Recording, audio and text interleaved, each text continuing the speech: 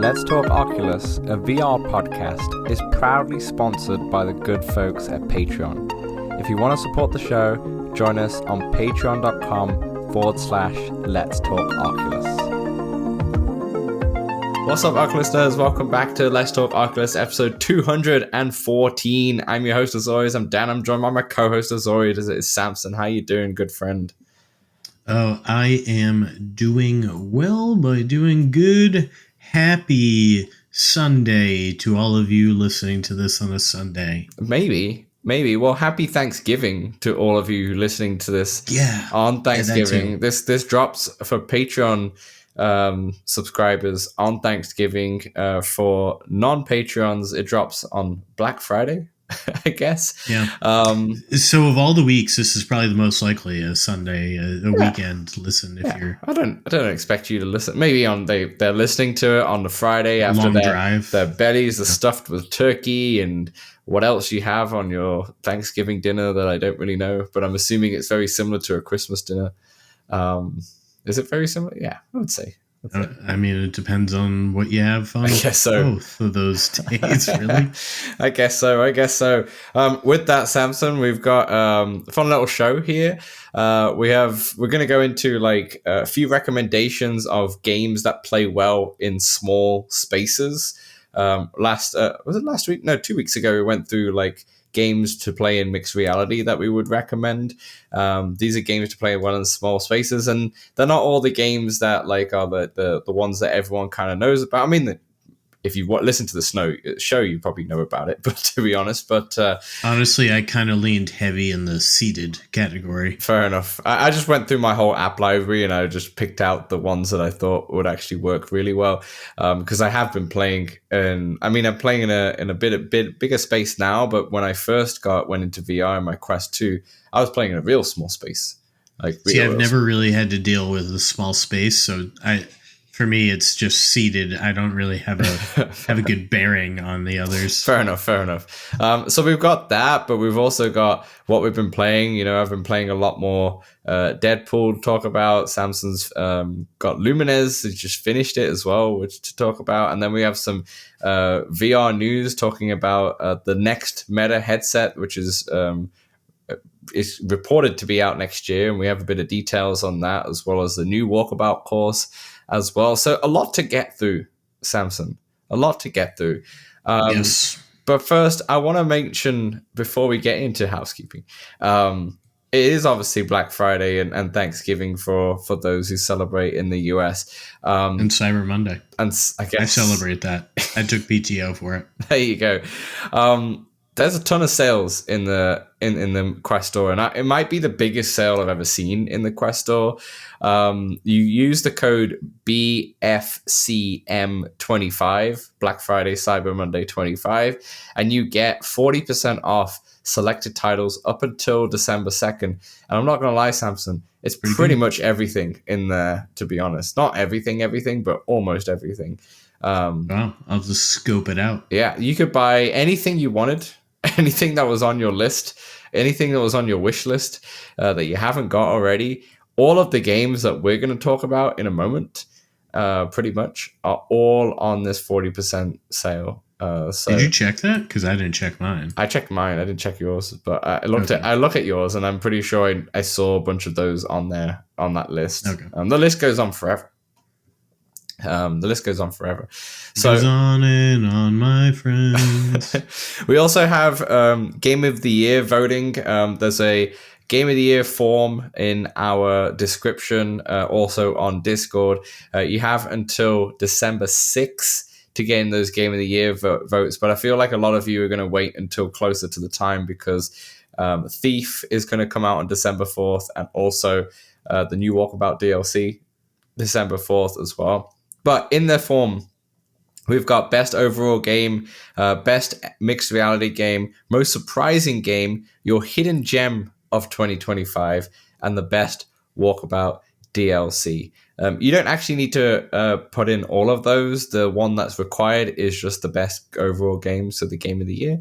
But I added the other ones just in case anyone else has some ideas. And then on the episode that follows that show, we will talk about it and we will see what the nominees are, and we will pick the victors in there. So definitely use the form in the description. Samson, let's get into some regular housekeeping. Regular housekeeping? Discord. If you want to join the Discord, there's a link in the description. You can come and join. We've got plenty of chats going galore in there. I've had to, at work, put myself on mute for the first few hours. But keep it coming. We've got the Walkabout Healing Entrees doing a Walkabout weekly tournament that's happening in there. Samson, the newest season is well underway now. Yes, do you want to give us updates? 1 week. Mm-hmm. 1 week underway, Dan. Last week, week 1, we had Easy Course Atlantis Mini Mode, and we had Hard Course Tourist Trap Giant Mode. And in Easy Mode, we had 4. Liana with -12 in third, personal best. Maestro and Healing Entree tied in second with -16, personal bests.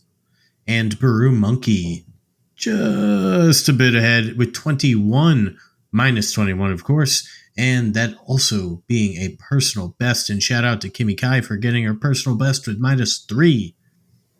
Nice. Then, Dan, we had race mode, same course and settings. We had third place, Cobalt Dave with 5 minutes and 50 seconds. Healing Entree, second place, 5 minutes and 16 seconds. And then, wow, he could have eaten his lunch in this amount of time. Baru Monkey in first place with 4 minutes and 18 seconds. Yeah, he's too fast. Too fast. Too furious. Too fast. Too furious.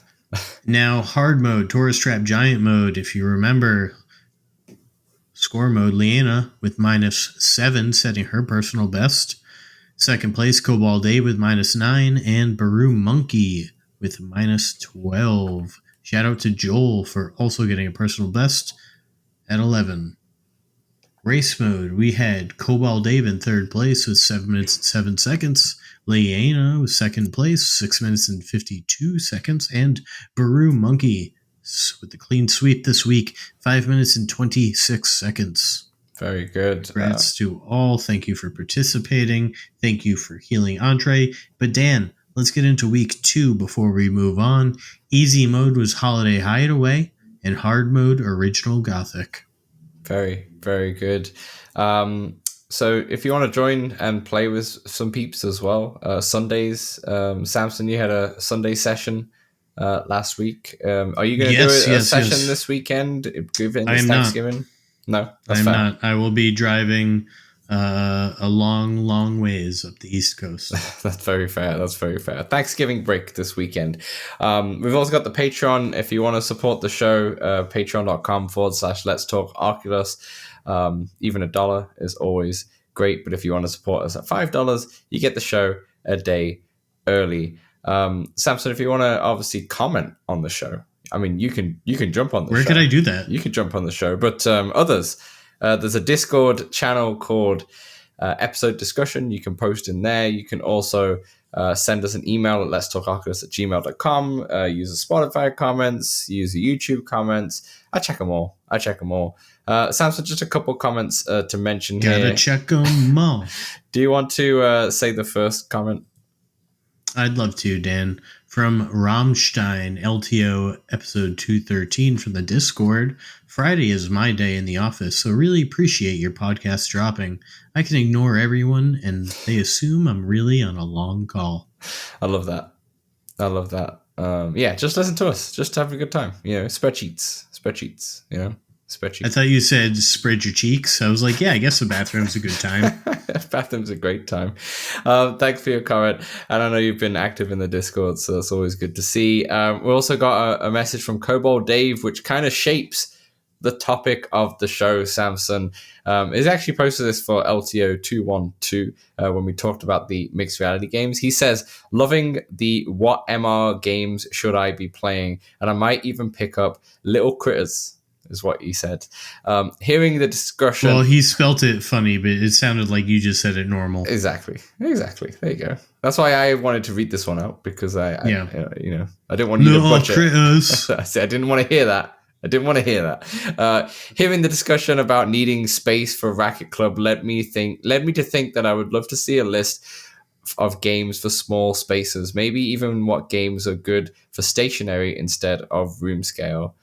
And I know Cowboy Dave's also thinking about, playing VR in the RV, in a small space like that. So this is kind of inspires this topic of the show, Samson. So games that play well in small spaces. So just like what we did for the mixed reality one a couple weeks ago, we're going to go through a few games that work well in small spaces.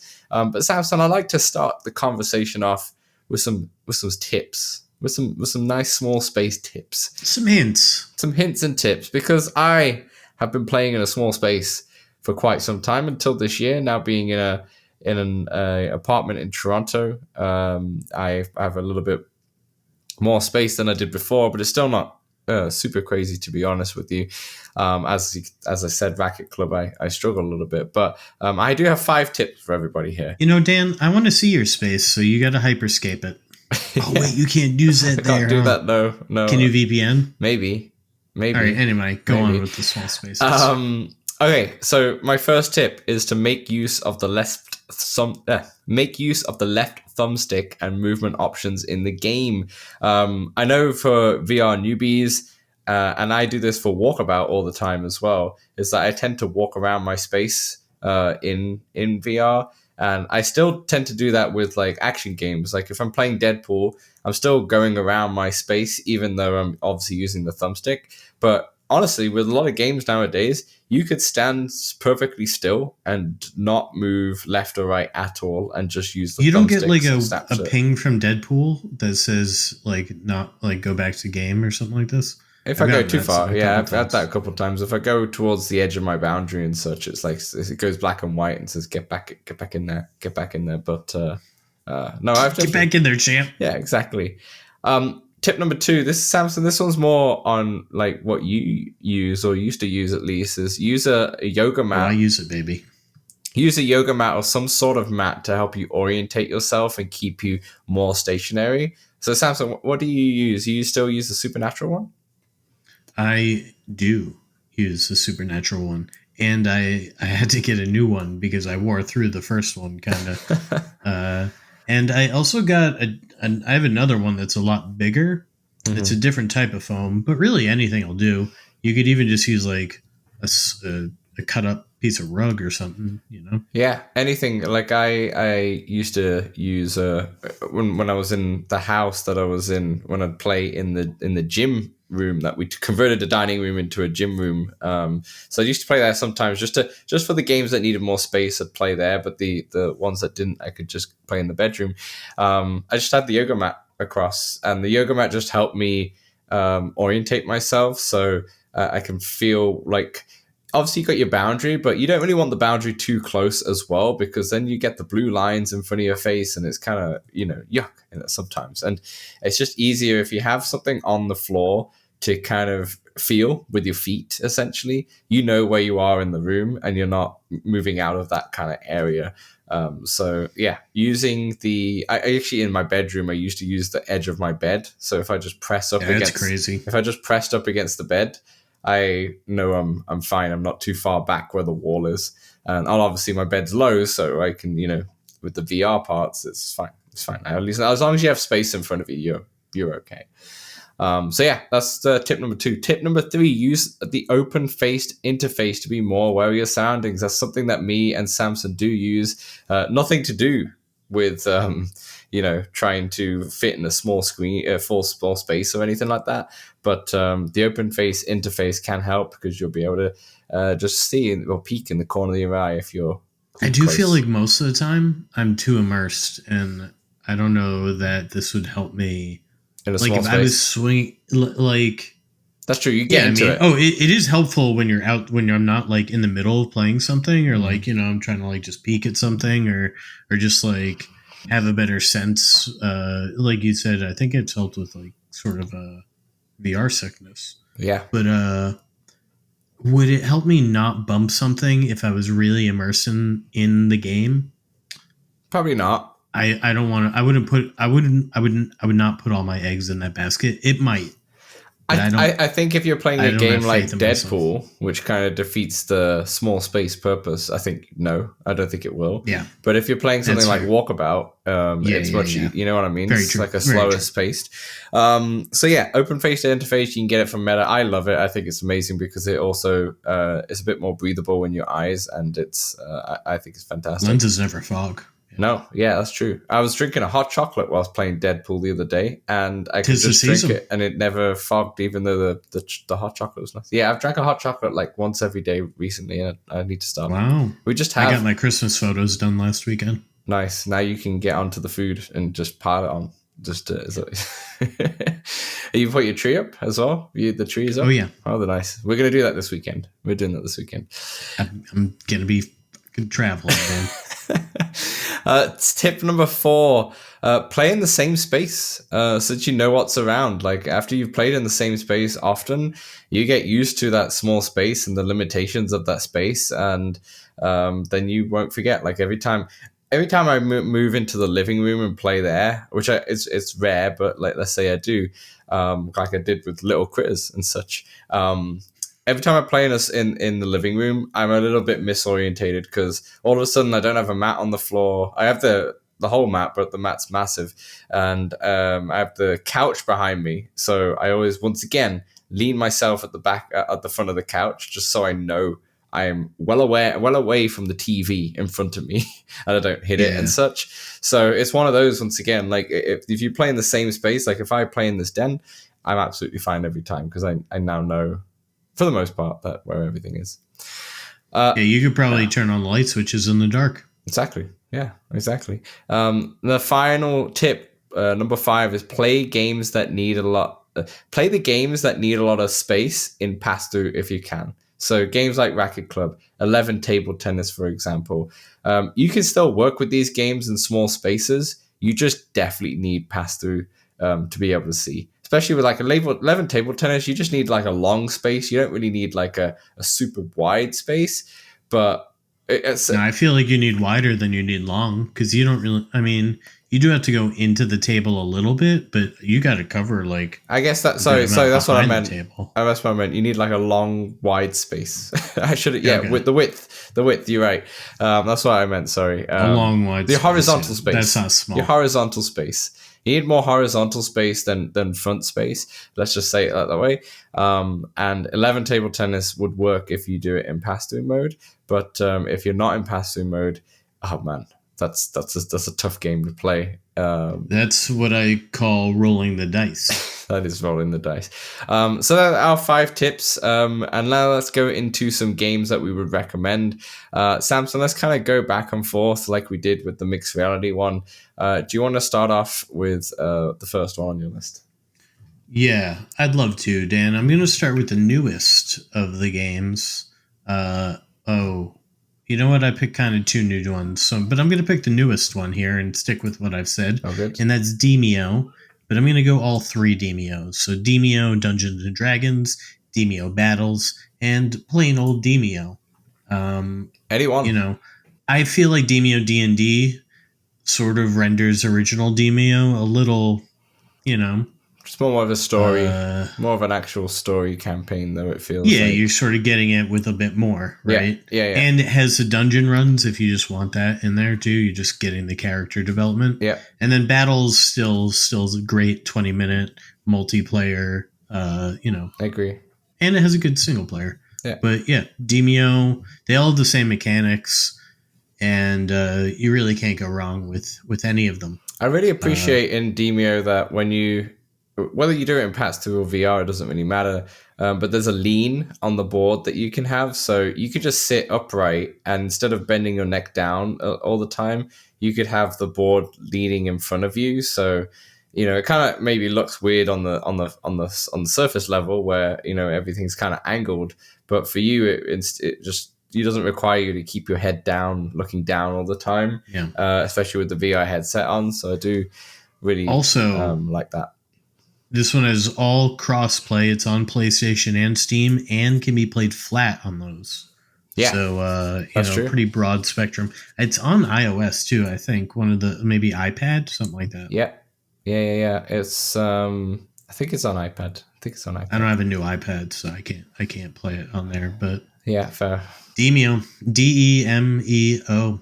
Demeo. Are we spelling all the names? Yeah, we'll spell. No, some. but just in case, I want just in case somebody's like listening and it's like, wait, how do I spell that? Yeah, absolutely. I might think it's obvious, but maybe it's not as obvious to somebody else. That's fair. So you've gone for more seeded games as we'll get into your list. I just one more thing. Sorry about Demeo. You can also play location. What do they call it? Co-location. Yeah.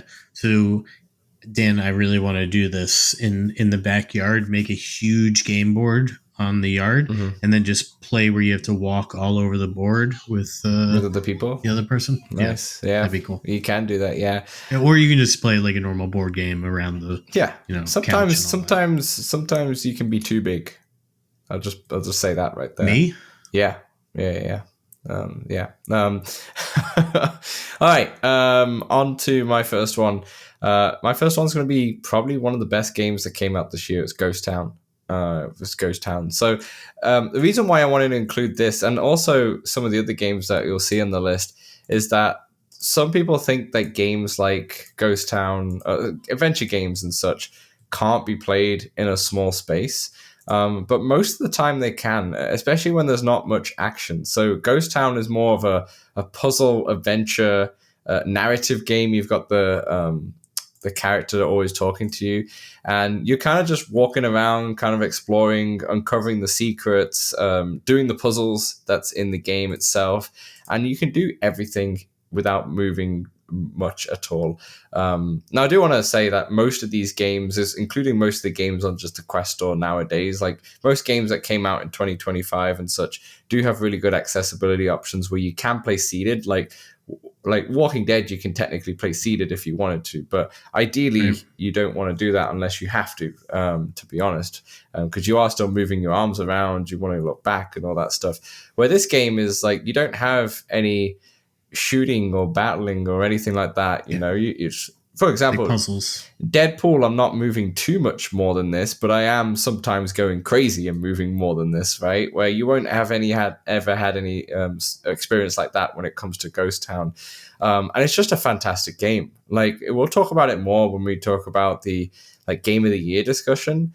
But to be honest, this with like Arcane Age, and we can throw Deadpool and such in there as well.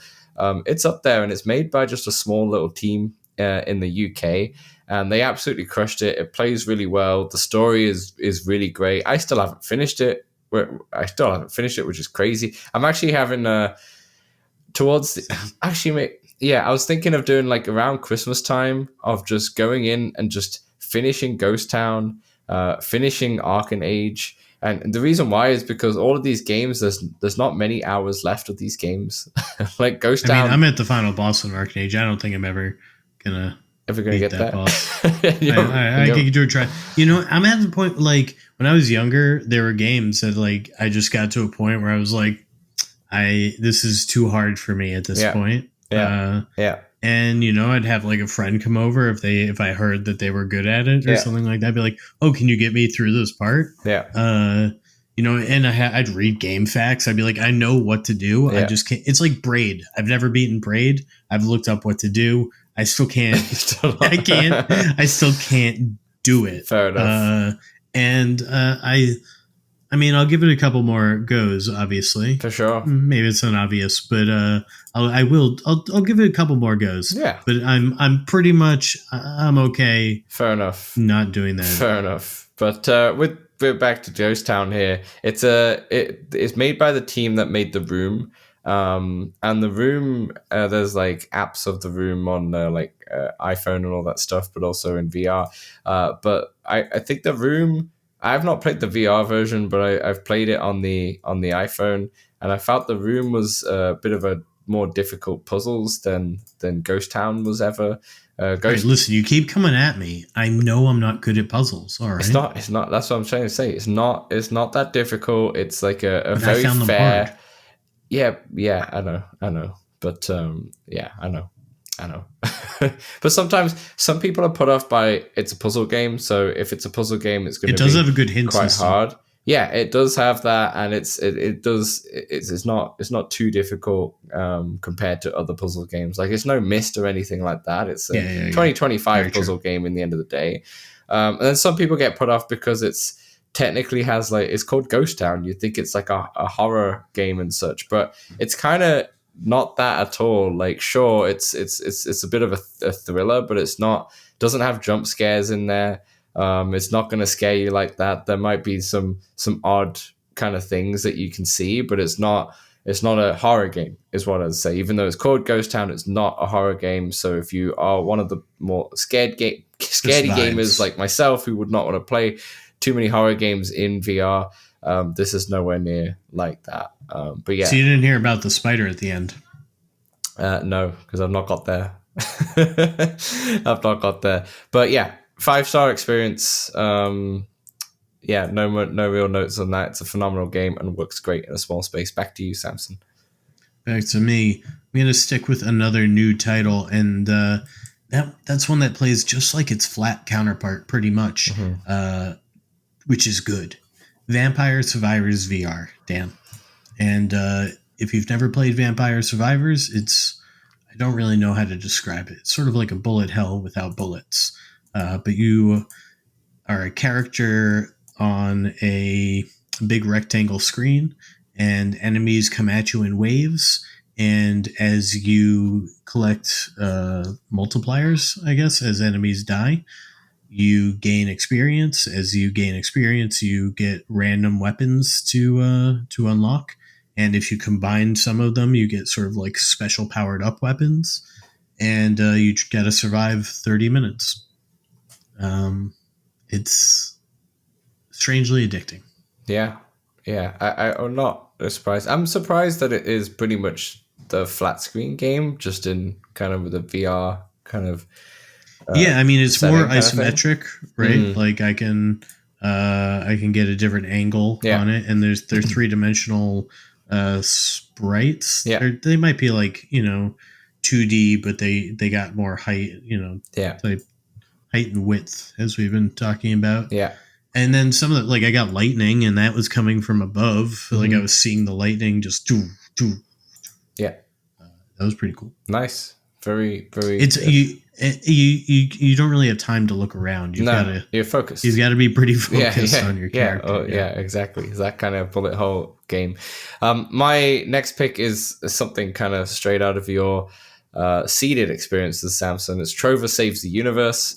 I spoke about this game quite a lot earlier on this year, and I got it really cheap. I think it was like $5-10 on the. It goes on sale here and there, yeah. Yeah, it currently isn't on sale. I mean, you could use your 40% off code, but to be honest, there've been better sales for this game, way more than 40% in the past. But this game is made by the folks behind Rick and Morty. So if you like that humor, or like a little bit of that humor, you will love this game. It's actually more of a you're like a character who's sat on his chair holding like a PS5 or PS4, PS5 controller. Yeah, but the whole game's in VR, and you're controlling this character Trover around, and he has a lightsaber basically. But it sounds so silly, and my gosh, it is at times for sure. But it's actually a really fun game. It's a little bit dated now, don't get me wrong, because it did come out on Quest 1, but it still plays really well. It's absolutely hilarious. I could not stop laughing throughout my whole time playing that game. And it just when you think it stop, it will continue just being funny continuously. I never forget where there was 2 characters standing on a ledge, and they were just talking, and you had to interact with them. And then after you did that, you could continue and go about your day. But I just stood there, and it takes a while for them to loop. They just kept talking, and like they kept like bashing me as well because I wouldn't leave and all sorts. And yeah, it would go on for ages. Being nosy, dude. It would go on for absolutely ages, and it would be so funny. But yeah, it's a really fun, easy game to play that you can just play from your couch. And if you just want like a lot of laughs, kind of like Deadpool with the jokes, but I think this one even just a step above how funny it is at times. Definitely give Trover Saves the Universe a shout. Samson, back to you. Yes. Thank you. Well, I'm gonna go with one of my favorites as of late, and that is Masternoid. That's Masternoid. Nice. And what Masternoid is sort of a 3-dimensional brick breaker game. You're in a cube, and you have a sort of like a sort of a gravity gun type of deal on your right hand, or left hand. I think if you're lefty. I'm right-handed. I'm not one of the lucky 10%. And then in front of you is some sort of shape or design made out of blocks. And you have a ball that you then shoot once, and boop, it goes and breaks a block, creates a multiplier, and you want to break more blocks and collect those multipliers. And as you do this, you might get more balls, up to 4 balls at once, all going at the same time. Ping, ping, ping, picking up multipliers. There's a dome. Now they're all stuck inside that dome. Ding, ding, ding, ding, ding, ding, ding, ding, ding, ding, ding, ding, ding. And it's pretty magical, Masternoid. And there's a daily challenge. There's a good amount. I think there's like 5 or 6 levels for each letter of Masternoid. So, as leaderboards. Correct. Yeah, really chill Zen game. Yeah. I remember playing. And all you got to do is like flick the wrist, kind of move it around a little. That's all you got to do. Flick the wrist. Flick the wrist. That's what they tell you in golf as well. Just flick the wrist. There's so much more in golf. I know. There's a trial for this game as well if you wanted to just try it out before actually playing. Samson, my next one is kind of very similar to Ghost Town, but definitely feels like an old 90s version of it. It's the Seventh Guest VR. Talked about this a ton was it last year or 2 years ago? I think it was 2 years ago now. I don't know, Dan. Time be flying. 2 years ago, this game came out. It was a game that came out on the PC back in the 90s. We had it on CD-ROM back in the day. I remember my dad playing it. I don't know. What is that? It is excellent. I would say Ghost Town is a step above it, definitely. But this had to walk so Ghost Town could run. It's a really good puzzle game. It's very faithful to the original game, apart from the very last mission, which is purely a brand new VR kind of experience, which is also probably the worst part of it. But overall, it's a puzzle game that it's definitely a little bit harder puzzles than Ghost Town, but the puzzles are all contained into different rooms. So you'd go into a room and everything that you need to do is in this one little space. So it kind of makes it not easier. It's still like very sometimes tricky to kind of figure out what to do. But it's more misty, right? Yeah, it's more contained rather than you needed to go left, right, left, go to this room, then go to this room. You just go into one room, you solve everything in there, you get what you need to do, and then you move on.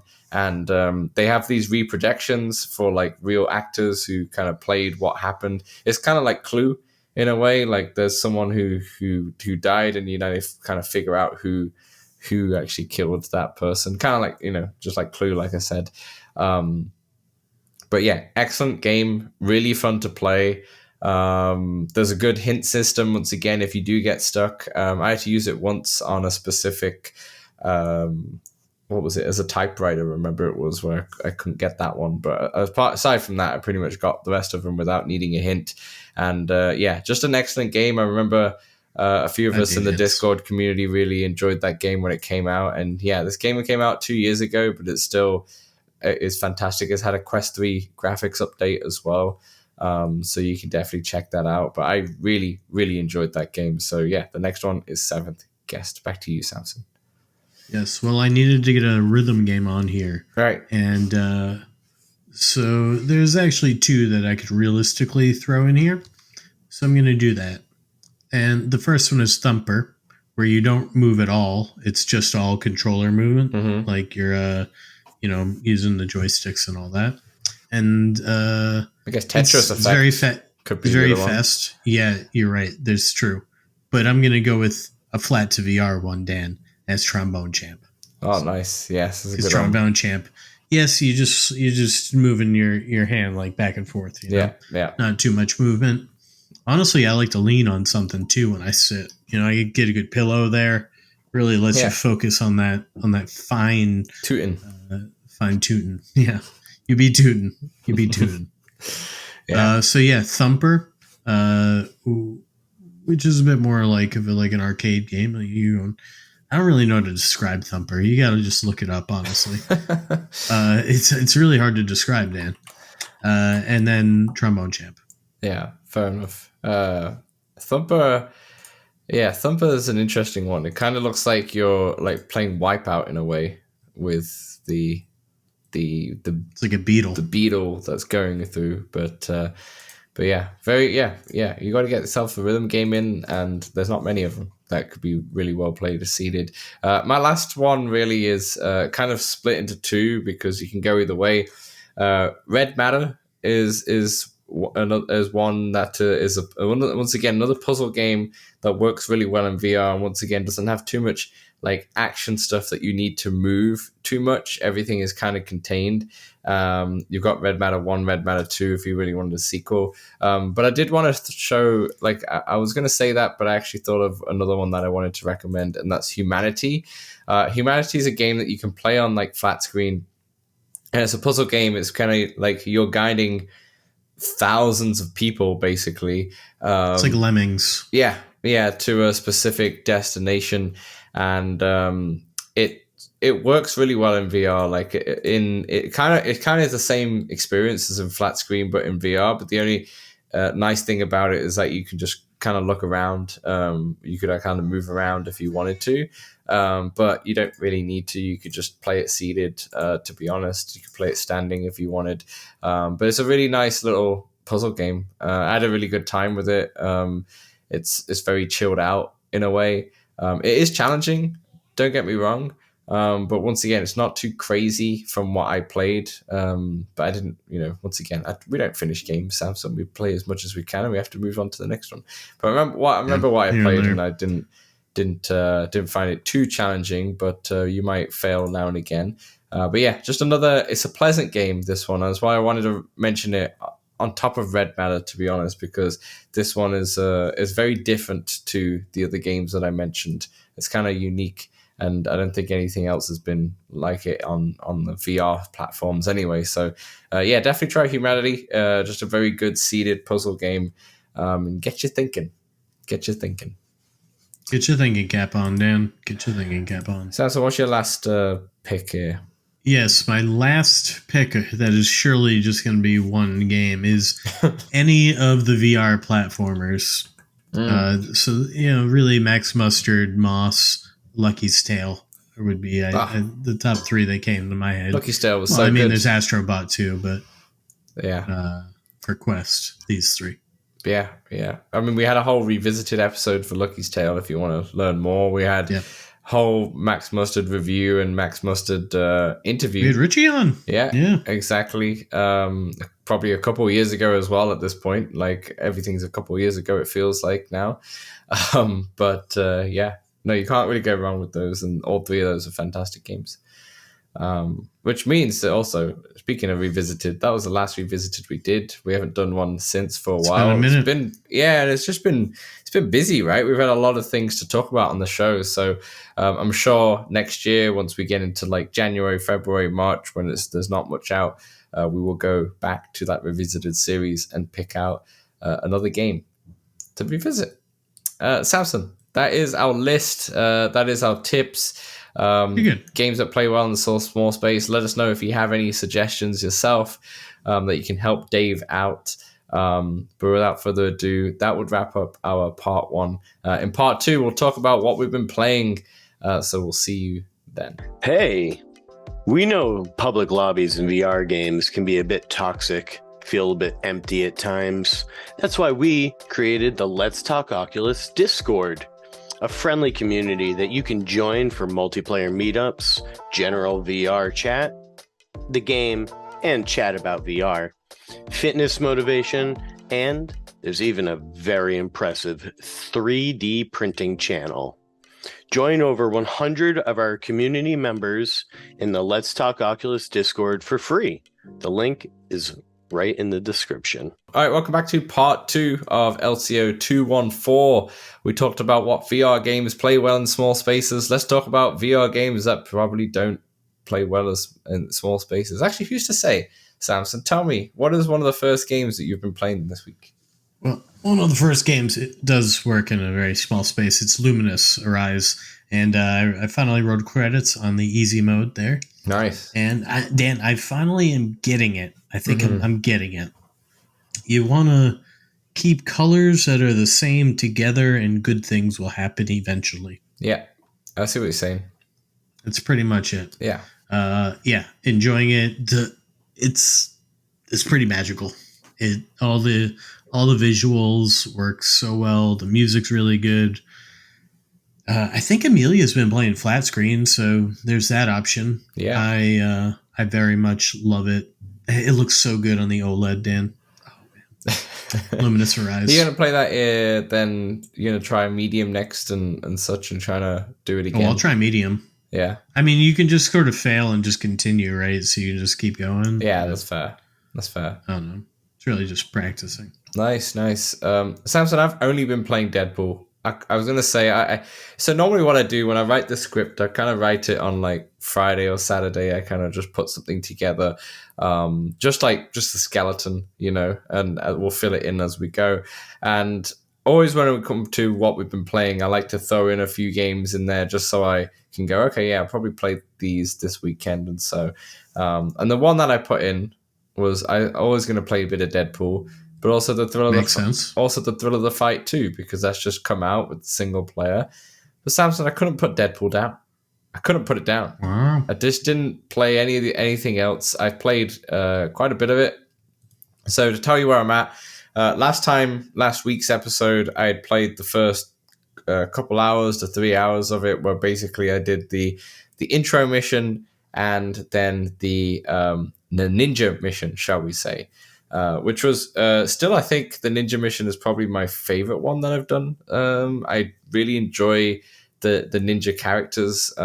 Last week I was saying how like I had like a lot of issues with those characters in terms of the frame rate for some reason, but after restarting it was totally fine. So I don't know what happened there. Maybe I played for too long and then the memory got full up. I don't know. It shouldn't happen, but it happened. But it seemed to be fine once I did a reboot, and really enjoyed not only the ninja like actual enemies. I enjoyed the boss battle, and I really enjoyed like the kind of puzzle element to the level, which had one little specific puzzle element, which was very basic, but it was just really fun story building with like some samurai ghosts in there. I really enjoyed that kind of dialogue and back and forth. It was really fun, and the setting is really nice. Moving on now, I've gone 2 levels past that pretty much. So what I realized, I didn't know this at the time, is that in between each major mission, there's like a side mission that you have to play to continue. But the arena, yeah. So the whole idea with Deadpool, if you don't remember or you're not played it yet, is that you're captured by Mojo, and he is basically a streamer, and he likes to put in all like enemies in an arena and have them battle it out over stream, and that's essentially it's good content. It's great for Deadpool's character. I think it's actually a good idea. But in between each mission, you have to go into the arena and essentially do the challenges that are in the arena. Now, the first time I did this, I actually found it really annoying. I was like, I just want to get back into the mission. So essentially, there was a bunch of mini games. So you had like an arena, and the first mini game was, or one of the mini games was, there's a ball in the middle, and it's 2 versus 2, and you need to try and grab the ball and throw it into the goal. Kind of Quidditch style, shall I say. And I just found it really easy. Like I had it on hard mode and I still found it like really, really easy and just a bit boring. I'm like, I just want to get back into the game. I don't find this fun. This would be really fun if it was multiplayer and this was actual like 2v2 and it'd be actually excellent. And then there was like a shooting one and all that stuff. And I didn't like it. I was like, man, let me get back into the game. The second time I went into the arena, though, so this was after the next mission, which I'll talk about in a second. So much better, so much more fun. This one had like three new mini games. Yeah, 3 mini games. It was a different arena. It was different mini games. The first one was fairly straightforward. It was capture the flag, which was, whatever. But one of the mini games was really, really fun. So it was a typical. I think you've had these game modes in like Quake and in Halo before and such. But essentially, as you go around the arena, there are different weapons, and everyone starts off with like a pistol. And you have to grab the pistol, and then you have to kill at least 2 enemies with the pistol. And then once you do that, you level up, and you have to grab like the next gun in line, next gun. So you go from like pistol to like submachine gun, or to full machine gun, to like shotgun, to rocket launcher, to grenade launcher, to rocket launcher, etc., and then to samurai sword and all that stuff. So you keep leveling up, and it's the first person who can go through the full gun range, basically. Arsenal, yeah. It's called Tons of Guns is what the game mode is called. That one was really fun. I've played it before, and I'm pretty sure I've played it in Halo before, something like that. But that one was really fun. And once again, I kind of wish it was in multiplayer. As someone who doesn't play too many multiplayer games, this would be really fun. Because I just played the AI enemies. I died so many times, but also still beat them in the end of the day.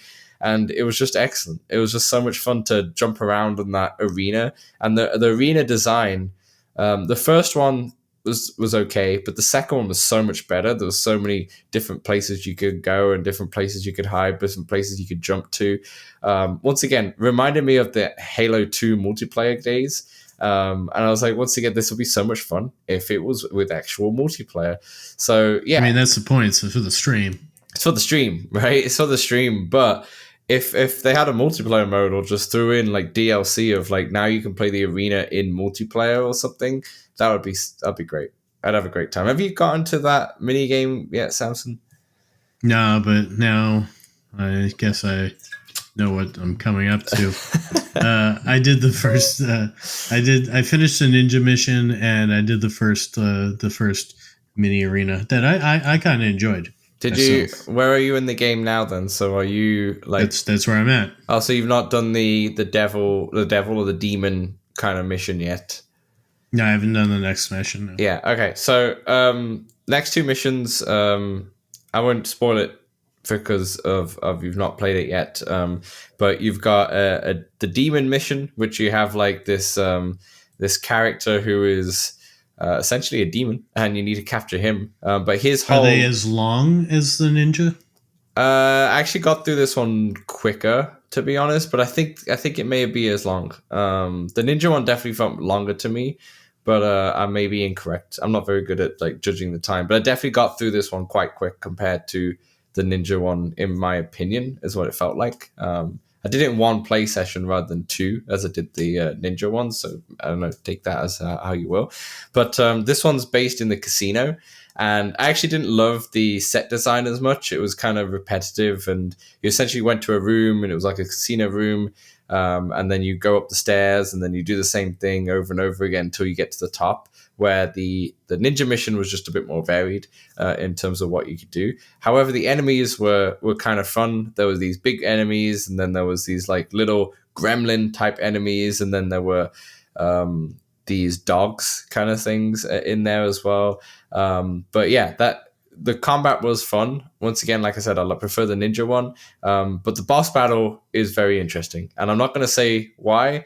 I would say the ninja boss battle, once again, is my favorite boss battle so far. But this boss battle is very unique. Have you upgraded your weapons at all? I have. Yeah, I've upgraded the swords. I've upgraded my grenades to basically the same, but now there's 3 rather than 1. I actually don't use my grenades at all. I keep forgetting that I have them. I use them a lot. Yeah, I actually completely forgot until right now that I have them. But yeah, I've upgraded that, and did I upgrade my pistols? I always forget to use my special move. Yeah, I use it often because it's like one shot kills. Then when you to a certain extent, it's Y, right, or something, or it's B, X. or X. Once you get your mojo box up, yeah, yeah. So I think it's because I'm always moving. Yeah. So I'm just like, I don't want to press a button. Yeah, it's always fast paced and such. And then, okay, so we did that. The boss battle for that is very unique. It's very different to the first two, and I think Samson, you'd really enjoy it when you see it, and it's really cool. There are cameos in the game now. So there wasn't any cameos in the Ninja one, but in the next two, there are cameos for different Marvel characters in there.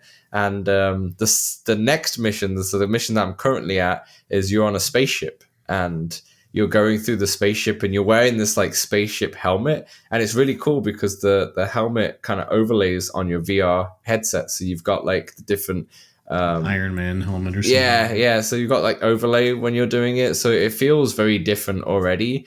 And you're fighting zombies in space basically, and it's chaos. Samson, it's actually chaos. The combat's chaos. It's so much fun. I'm having an absolute blast. Are you having better luck with your grapple? Yes. Oh, yeah. So 100%. So shout out to Silicon Nation on our Discord, who messaged me about what the troubles I was having with like the grapple and such. And he said on the settings, you can actually choose like you can kind of customize your kind of layout in terms of how it's positioned.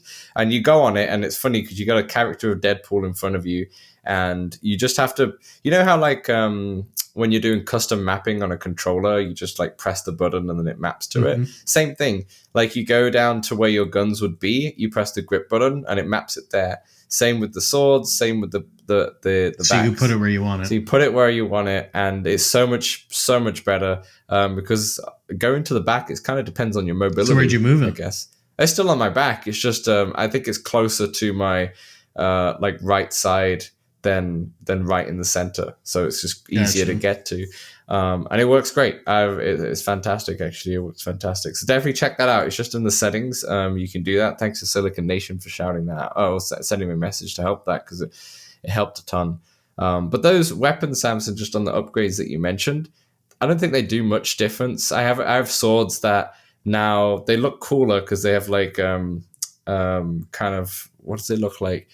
Kind of like electric current running over them. Oh, they're the ones that can repel the projectiles. Yeah, so that's the one I use right now that I can just hold up and they can... Can't you project? Yeah, that's a pretty big difference. It does, but it doesn't feel like it when you're in mid-combat. Like when it comes to mid-combat, it doesn't feel like it's not actually... It's actually doing much, I upgraded my pistols, and it feels like a huge upgrade because now they have laser sights. That's a great idea. That's actually the next thing I need to upgrade, because my pistol is actually not doing much damage at all, really. And I just end up using the sword more than anything. Or you've got different weapons that you can get in the levels, they are way more powerful than my pistols and such. But yeah, Samson, I'm having a great time. I remember good fun. Last week we were talking about like with the, obviously it was high price with $50 USD, and was it kind of worth it as such? Definitely. After playing the first 3 hours, I wasn't sure. Like I was enjoying it, but like I don't know if I could recommend it as much. And I still won't recommend it properly until I have completed it. But I'm having an absolute blast, and it's so much fun. And it is already like above Reach in my eyes. Like Reach is obviously a very different game, does traversal really good, but this one, just for like the combat's silly and crazy, don't get me wrong, and it kind of works, but it could still be better in some parts, with like having those environmental kills and such. Like that will add so much to it, to add some more variety. But the story, with the narration from Deadpool and all the different stuff that happens in terms of the story, a lot of voice acting.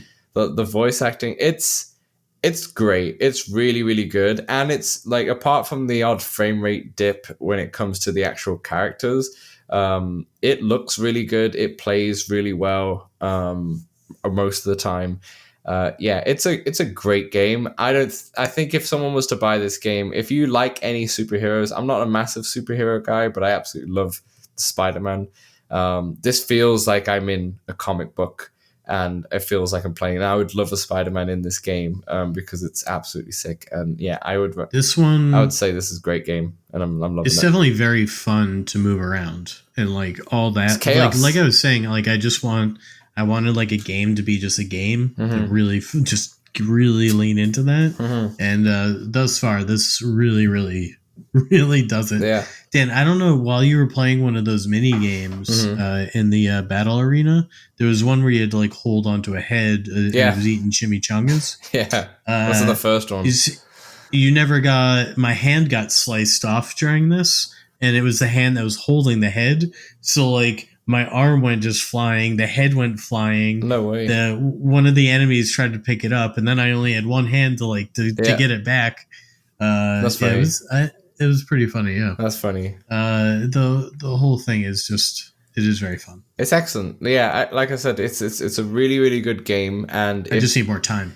Yeah, if you threw in the mix, you've got Ghost Town, Arcanage, Deadpool as your the big three games that I would say are like the top tier ones that have come out this year. Obviously, Reach just being below it and such. There's three very different games. Like, I know Deadpool and Arcanage, you would say, are onto one, but like it's very different. Arcanage is like just a really good VR game, which has a lot of good VR elements about it, and it's more like it's really good. Physics, it's a really good sandbox. action kind of game and such. Where Deadpool's just a hilarious, lighthearted, just go crazy, have a lot of fun type of game. You don't need to think too much. There's no real puzzles, to be honest, and if there are, it's so pretty straightforward. Just a fantastic game, and I'm actually finding it quite funny as well. And once again, the breaking the fourth wall is always the best jokes for sure.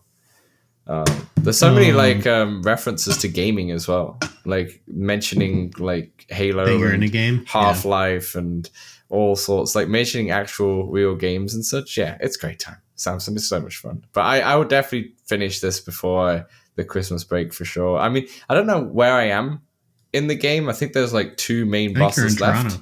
I think there's two main bosses left, so I'm not sure if I'm like close to the end or so. I'm not too sure. It might change very much, but yeah, I will keep you posted. But I'm having a great time. Anyway, I mean, I think the game's pretty long. I'll stop rambling from now. what I've heard. After you. I got into some Walkabout with Dan. It's been a pleasure with these new Sunday nights playing with Kimmy Kai, and also old time Patreon of the show, Kai. He played a little, so that was a good time. Nice. Dan, I got into Pluto TV Immersive. So the Pluto TV app is now deprecated, and now it is Pluto TV Immersive. Mm-hmm. And it's got a lot of free content you can just kind of watch. And the first thing I noticed, you're in like a VR room. I couldn't figure out if it had pass-through. I could not find it. So no, from what I could find, but I wouldn't be surprised if I missed it in the not great UI. Now, Dan, we're used to having, I don't know, a remote, or I've heard it called a clicker, if you will, a rectangle or similar shape that you might use to change the channel. But here we are in Pluto TV Immersive. So throw that rectangle away, and we're working with a sphere. Would you not call it a remote? I called it a remote control. I just heard the clicker, and I missed that part. Continue. So now we have a sphere, Dan, and inside the sphere are all the channels, and I think you shoot your laser at them, which just sometimes it's not great, but you can kind of spin it, and anyway, you can pick your channel, and it sort of got a little descriptor too, and then you can watch it. I think there's 3D content. I tried to find it. The one thing I thought might be 3D was not really 3D, but it does have a lot of like old TV, and it's got some, like if you go to like the staff picks, it's got some gems. It's got some gems you can watch in there. Nice. Pluto TV Immersive. I think that might be only in the US, to be honest. I'm not sure. Oh, VPN in, Dan. Yeah, VPN. It'll be fine. Give it the times. It works. It always works. Then on the PlayStation VR 2, Mobile Suit Gundam Silver Phantom came out, and so I restarted that one. And I swear to God, the load times are a little bit faster, but they're still fucking there, Dan. Even you'd think like with the power of the PlayStation, you could get rid of load times in this movie, but No, it's still good with them. fair enough. Still good with them. I still wish it had a version where it had just where you could just watch it, like where no interaction. But the interactions are okay. They're fun. They're probably there for the people who want them. Nice. Very good. Also, PlayStation VR 2 audio trip came out, and this one was a key from Impact. So I hopped into that a little bit, and audio trip is just like a dancey synth riders. Yeah. Like more very proper good. dancing. Yeah, really good. What do you call them? Like, just the environments feel very cool. You see, in synth riders, I'm so used to just using the same, and usually I put it on stagnant, so it's not like distracting me. Whereas audio trip, I'm not like sort of trying to climb the leaderboard, so I'm a bit more fluid with exploring. Yeah, very good. Yeah, audio trip's great. It's a really fun dancing game for sure. And we have a interview with them as well that we did this time last year. I think it was around this time. Was it just last year, or was it 5 years ago? No. I met him more like 2-3 years ago, but I think it was in like December, and we put it out in the first week of January this year. But it could be the year before. Who's to say? I don't know, Samson. I'm confused with years. Everything's all over the place. I can't believe it's 2026. It's right around the corner. I can't believe it's happening. I couldn't tell you what year I met you. 2020, 2021? Oh, when I met you, like, in person? Well, I don't think I could tell you that either, but I couldn't tell you either. I think 2022 in person. Yeah, I think it was 2022. Or 2023? I don't know. Samson, I don't know. Anyway, I try not to live in the past. I'm losing it. That will do for our part 2. In part 3, we'll talk about some VR news and the games out this week, so we'll see you then. Let's Talk Oculus is available on all good podcast platforms and some rubbish ones as well. If you want to see the video version, it's available on YouTube and Spotify. And also, if you love us so much, then consider throwing us $1 at patreon.com/Let's Talk Oculus. Back to the show. All right, welcome back to part 3 of LTO 214. We've talked about the games you can play in small spaces. We talked about, I went crazy about Deadpool for a moment there, and Samson talked about what he's been playing, but let's talk about some VR news, Samson. And the next game that we'll be playing, Walkabout announces that Alice in Wonderland will be out on December 4th. And I just want to say, I did call it last week. I did do the math from the 12 days, and I was like, it makes sense to be that week, and lo and behold, December 4th, it's coming out. You excited? I'm excited. You're excited? Yeah, I'm excited. Yeah, I'm excited. I'm excited for this one because it's one of those that they've spent a long time on. They've announced it early and such, and a lot of the courses that they've done that with, these licensed courses, they always do a tremendous time when it comes to the attention of detail. It always looks fantastic, and as someone who's not really read or watched Alice in Wonderland, I think I'm going to miss a lot of references. But oh no, Dan, we have to watch it before you get in. I think I'm going to have. I don't think there's enough time. There's no. I don't have the time, but we could big screen it. But it's either way, I feel like it's going to be like Labyrinth, where I had not watched it, I played it, and then I watched it, and I was like, oh my god. So yeah, it might be a bit lost. We'll watch it after. It might be a bit lost to me. But Samson, you can tell me all the references when we play it. So, but yeah, December 4th, get hyped. And you know what? When they always announce stuff, there's always like, as they've done this recently, there's been a recent trend of when a course comes out, there's also some other like maybe fixes or maybe quality of life improvements that they've done. It seems to have been tying on their like updates happen at the same time as the course. So we'll see what they've done this time. I think last time they added like the scoring, the stats and such in there. That was something that they added in. Yeah, quality of life features. Yeah, those kind of things. They're not like, one of them they added the like gravity mode and such in, so mini mode and just like such. Changing your avatar. Yeah, so there's always bits like that. So we'll see what happens if there are. in this one. But yeah, December 4th, we will get hyped for that one. It's a big day. Thief VR is coming out that day, and also Alice in Wonderland. So we'll see what happens there. We'll see who steals the show. Yeah, I don't know if that's an Alice in Wonderland reference, but no, that's a Thief reference. That's a Thief pun. Sorry, I was trying to think if it was one, and I didn't know. Anyway, Samson, the next news story, Meta reveals World Gen, an AI tool to generate Horizon worlds in a flash. Now, normally, Samson, we don't really care about the Horizon world stuff, but this is pretty interesting, right? So just in a single text prompt or so, you can generate a whole Horizon world that's fully like. Well, it's not quite there yet. It's not quite there yet, no. But they've announced it. They've shown a trailer. Samson, what is going on with this? I think it's like a 50 by 50 meter, or maybe what was it, 20? Yeah, 50 by 50 meter. You can create an AI. Dan, I got to tell you, I watched the trailer. They all look pretty generic and like not right. great. It is early. I guess I could see it as like a good base for somebody who's new to Horizon Worlds or whatever, but I don't think this is going to be like making new VR games, so to say. No, it's getting that direction future, though. It's like the start of this, right? Yeah, it's definitely going to be, I think, a part of Horizon Worlds, and eventually, I think they want to get. They want it to get to a point where people could just make Horizon Worlds very easily. It makes sense. I don't think it will get me or you into it, but for those into like these more social apps like this, it could help them.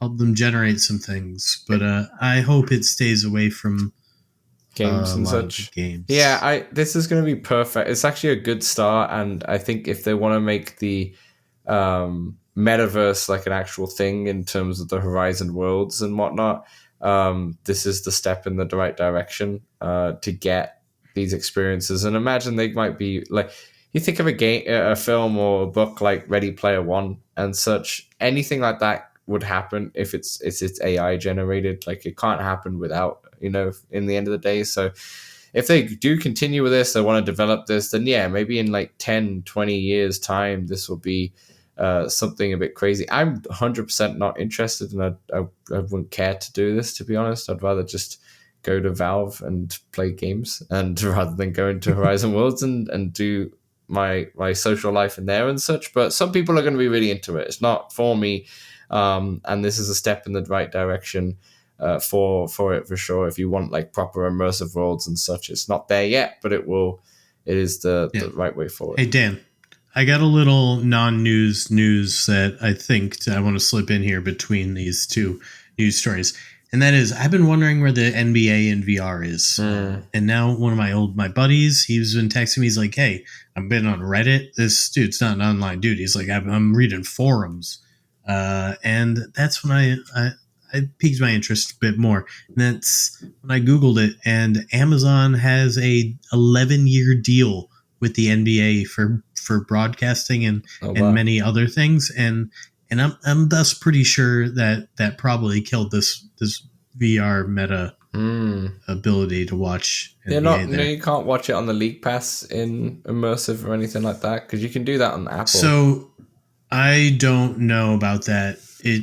I did think about getting a month of League Pass just to try it, but it's not in the cards right now. Yeah, because League Pass is always going to be a thing, and it's always the best. But I don't think it has immersive. I think it just has. It might just have screens. Yeah, it might just have screens. Yeah, it might not be the immersive one that you want. That's a shame. Anyway, next one.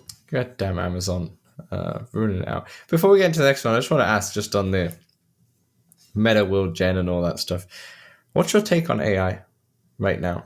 Like, what take on AI? Like, what's your opinion of AI?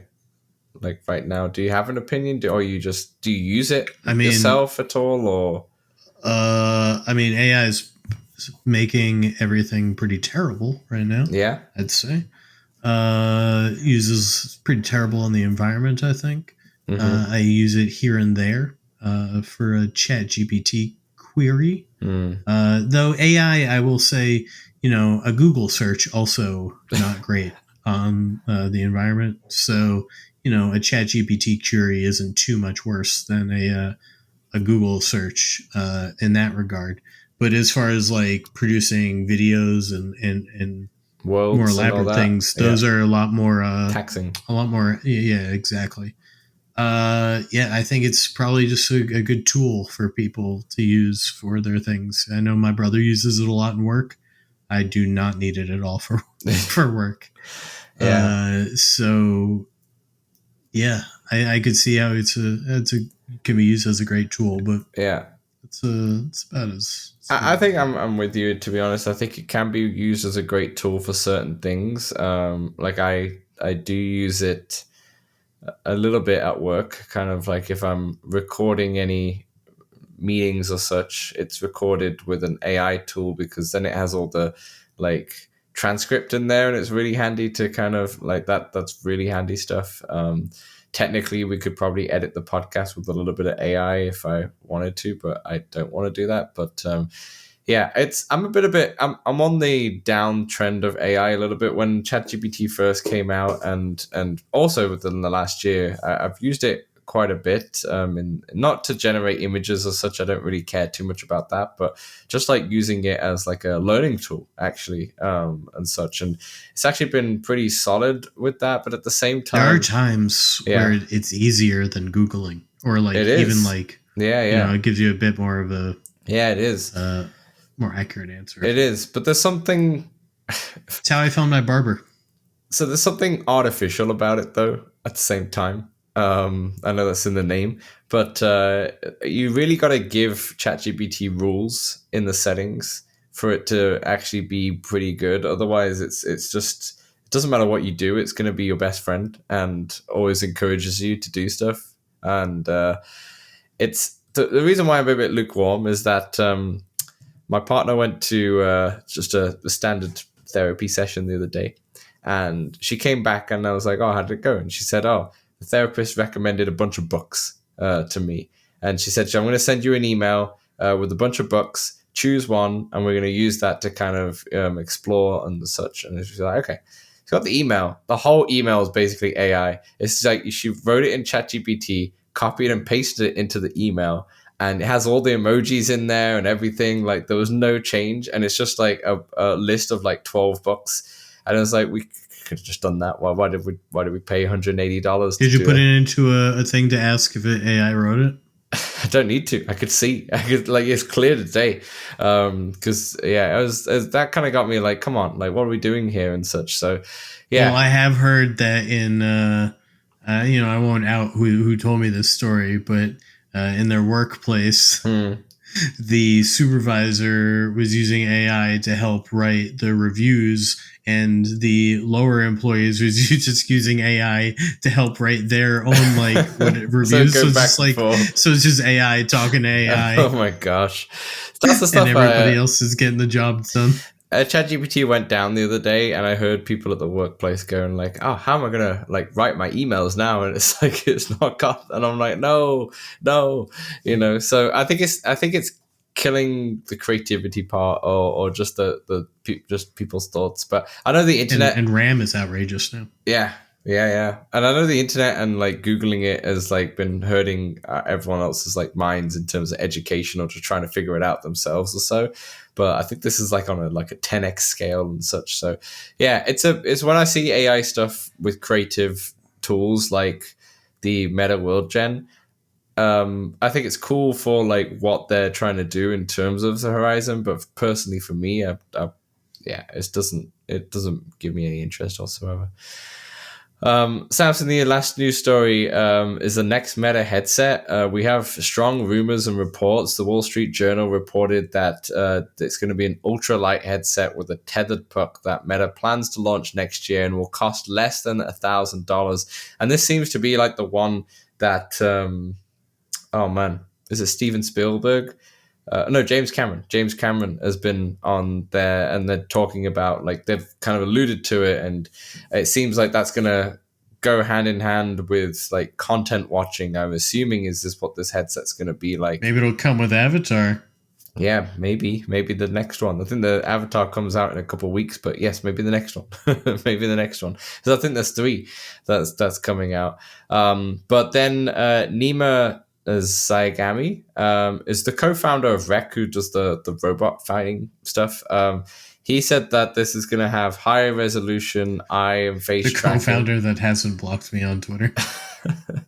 High resolution eye face tracking, much smaller and lighter on your face with a separate puck for around $800 and won't be called Quest. This is the next Meta headset, and he isn't sure that it will come with controllers or not. Maybe it will come with like a controller, like a Oculus Go kind of one puck thing. I don't know. Or the One doesn't make sense. Yeah, fair enough.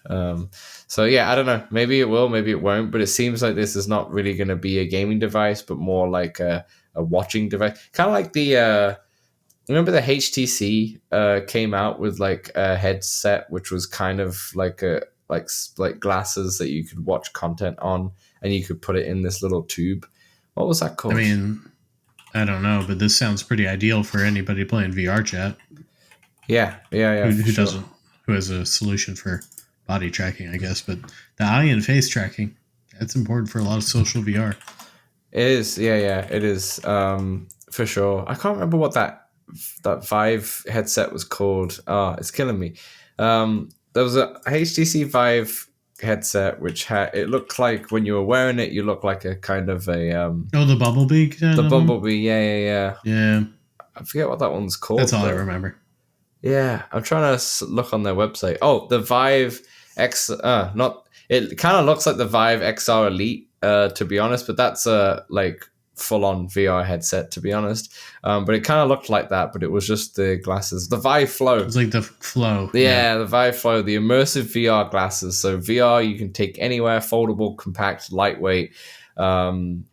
Pair with your phone, and there was the same thing. It was like a puck as well, and you can still buy it actually. It's $650 Canadian, so it's $500 US, probably around that price. But it sounds like that's what they're going for, like not worth it. Like a meta version of that, basically. Would you have that just to watch your content on there and just to? No, me neither.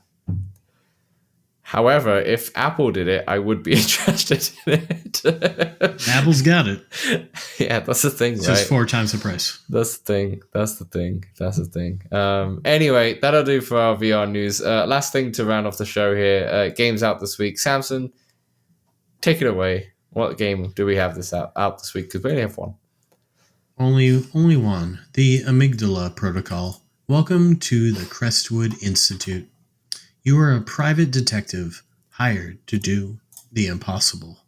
Find the celebrated neurologist, Dr. Elias Thorne, who vanished inside the walls of his own abandoned children's hospital. You are not the first to try. You must be the last to succeed. You also be the first to succeed. But anyway, step into the decaying halls of an institution that once promised hope but delivered only misery. What you find is not a simple missing persons case, but a dark conspiracy centered around a forgotten child and a monstrously unethical experiment. They called it the Amygdala Protocol. You call it a nightmare. Forced to confront a terrifying supernatural entity born from trauma and unethical science, you must use your wits to piece together the clues, solve environmental puzzles, and hide from the presence that knows you are there. She is not just a ghost. She is a result. And she is not alone. Yeah, remember when I was saying how Ghost Town's not a horror game and it's just a really good kind of adventure game of hunting kind of ghosts, and it won't jump scare you or anything like that? Yeah, it's complete opposite. This is exactly what that is.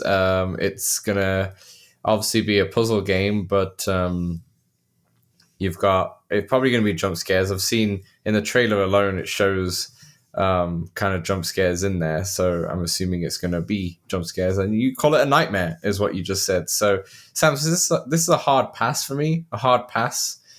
How about you? You're going to do it and maybe put it on stream so we can all watch you do it? No?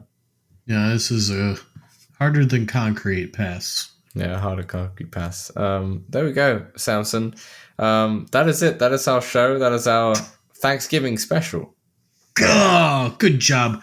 Mashed potatoes. That's my favorite dish. Yeah. I was about to say, we did VR games that will play well in small spaces, yet not many of us are going to fit into these small spaces once we are finished with Thanksgiving and the dinners that we will be eating. But all in all, happy Thanksgiving to you, Samson. Happy Thanksgiving to as well. Everybody at home, even if you're not in the US. Thanks. Especially then. We thank you for listening to us in and out every single week. It's episode 214. It's been an amazing journey, and the journey continues. And enjoy your Thanksgiving, or just enjoy your weekend for everyone else listening. And I've been Dan. He's been Samson. Yeah, I'm Samson. Dan, we're halfway to 428. 420? 8. Oh, yeah. That's true. That's math right there. Yeah. That's math. All right. Thanks, everyone, for listening and watching. We will see you next week.